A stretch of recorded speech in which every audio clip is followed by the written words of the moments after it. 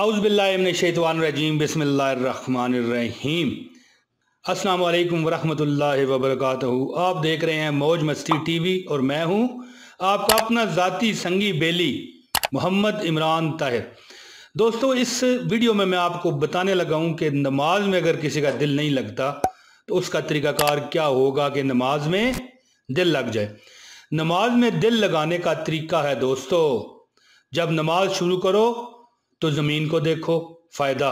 मरने के बाद हमें इसी ज़मीन के अंदर जाना है। रुकू करो तो पाँव को देखो, फ़ायदा।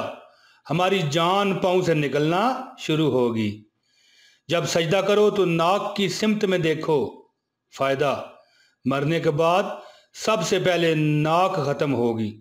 और जब बैठ जाओ तो नज़रें झोली में होनी चाहिए, फ़ायदा। हमें खाली हाथ झोली दुनिया से जाना होगा।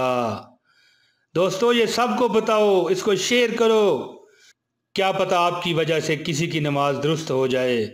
जज़ाकल्लाह खैरा। बहुत शुक्रिया दोस्तों। जल्द अगली वीडियो में फिर हाजिरी होगी। इजाज़त दीजिए। अस्सलामु अलैकुम वरहमतुल्लाहि वबरकातुहू।